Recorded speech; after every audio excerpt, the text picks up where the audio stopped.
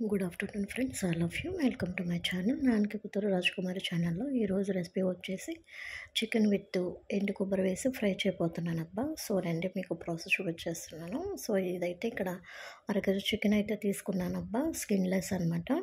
So ఇక్కడ వచ్చేసి 2 ఉల్లిపాయలు, ఒక 3 పచ్చిమిరపకాయలు అయితే తీసుకున్నాము. సో ఇక్కడైతే చిన్న చిన్న ముక్కలుగా అయితే మా పాప కట్ చేసింది. దీనికి మసాలా ప్రిపేర్ చేసుకోవాలి కదా. రండి, ఇదైతే డైరెక్ట్గా స్టవ్ వెలిగించేసాను. స్టవ్ పై పాన్ పెట్టాక అది కొంచెం వేడెక్కిన తర్వాత ఇక్కడ 4 లవంగాలు, 2 చెక్కలు, ఒక 7 మిరియాలు అయితే తీసుకున్నాను అబ్బా. ఒక స్పూన్ జీలకర్ర, ఒక స్పూన్ ధనియాలు, కొంచెం సోంపు అయితే వేసాను. సో అవి దోరగా వేగిన తర్వాత వేరే బౌల్లో అయితే తీసేసుకున్నాను. సో ఇక్కడ వచ్చేసి మళ్ళీ అదే పాన్ స్టవ్ మీద పెట్టుకొని ఒక స్పైసెస్ కోసం ఇక్కడ నేను ఎండుమిరగాయలు వేస్తున్నాను 7. సో అవి కూడా మంట వచ్చేసి సిమ్లోనే పెట్టుకున్నామ్మా. సో అయితే ఇక్కడ దోరగా వేగిన తర్వాత అయితే నేను ఇక్కడ సేమ్ బౌల్ వేసాను. మన మెయిన్ ఇంగ్రీడియంట్స్ వచ్చేసి ఎండు కొబ్బరి. సో ఇక్కడైతే చిన్న ముక్క తీసుకున్నాను నేను, చిన్నది కదా కొంచెం పెద్దగానే ఉంది కదా. సో అది తీసుకొని ఇక్కడ చిన్న చిన్న ముక్కలుగా అయితే కట్ చేసుకున్నాను అబ్బా. దాన్ని కూడా దోరగా వెలిగించి అవి ఆరాలి కదా, లోపల కర్రీ ప్రిపేర్ చేద్దాము. స్టవ్ వెలిగించి స్టవ్ పైన పాన్ పెట్టాను. సో పాన్ పెట్టిన తర్వాత 2 స్పూన్లు వేసాను అబ్బా. 2 స్పూన్లు ఆయిల్ వేసాను. ఇక్కడ స్కిప్ అయిపోయింది.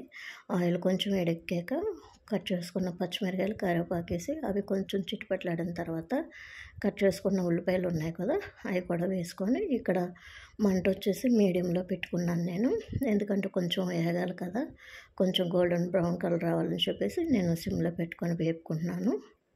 ఇక్కడైతే కడుక్కున్న చికెన్ ఉంది కదా, అది 1/2 కేజీ మొత్తం వేసేసాను అబ్బా. సో బాగా కలుపుకొని ఇక్కడైతే మూత పెట్టాను. మూత పెట్టి మగ్గించాను అబ్బా. సో ఇప్పుడైతే కొంచెం అయిన తర్వాత మూత అయితే తీసాను. చూడండి, కొంచెం వాటర్ అయితే ఉన్నాయి ఇంకా. సో ఇక్కడైతే నేను అల్లం వెల్లిపాయ పేస్ట్ వేస్తున్నాను అనమాట. నేనైతే 2 స్పూన్లు వేస్తున్నాను అబ్బా ఇక్కడ, ఎందుకంటే 1/2 కేజీ కదా, ఒకటైతే స్పూన్ సరిపోతుందని చెప్పేసి 2 వేస్తున్నాను. సో 2 వేసేసిన తర్వాత ఇక్కడైతే చూడండి 2 వేసాను. సో 2 వేసిన తర్వాత ఇక్కడైతే అల్లం వెల్లిపాయ పేస్ట్ బాగా ముక్కలకు పట్టాలి కదా. సో అలాగా పెట్టుకొని బాగా కలుపుకున్న తర్వాత ఇప్పుడైతే కొంచెం సాల్ట్ వేస్తున్నాను. సో ఇంకా సరిపోదని కొంచెం వేసాను, అంటే టోటల్ 1 స్పూన్ అనమాట అది. సో మొత్తం కలిపిన తర్వాత మగ్గనిచ్చేస్తున్నాను అనమాట. సో మనం ఆల్రెడీ మసాలాకి ప్రిపేర్ చేసుకోవాలి కదా, వేపుకున్నవి ఆరిపోయినాయి అనమాట. సో అవి నేను ఒక చిన్న మిక్సీలో తీసుకొని ఇక్కడైతే మిక్సీ పట్టుకుంటున్నాను. చూడండి, అలాగని మెత్తగా కాకుండా కొంచెం మరీ మెత్తగా కాకుండా కొంచెం అంటే లైట్గా బరగ్గా ఇలాగ అయితే సరిపోతుంది, బరగ్గా ఉండేటట్టు చూసుకొని. సో నేనైతే అది వేరే బౌల్లో తీసేసుకున్నాను. సో ఆల్రెడీ మనం ఎండు కొబ్బరి కూడా మనం వేపుకొని ఉన్నాం కదా. సో అది కూడా నేను ఇక్కడ మిక్సీ పట్టేస్తున్నాను.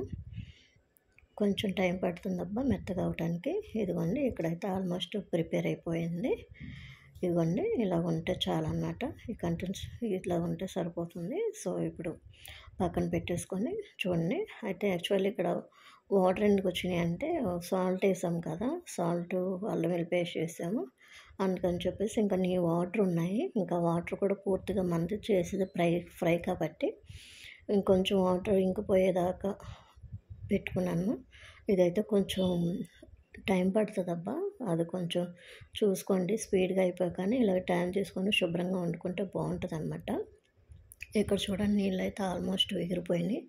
ఇదిగో ముక్క చూసారా, ఇదిగో ఇలా అనగానే 2 ముక్కలు అయిపోయింది. సో చికెన్ అయితే ప్రిపేర్ అయిపోయింది అనమాట.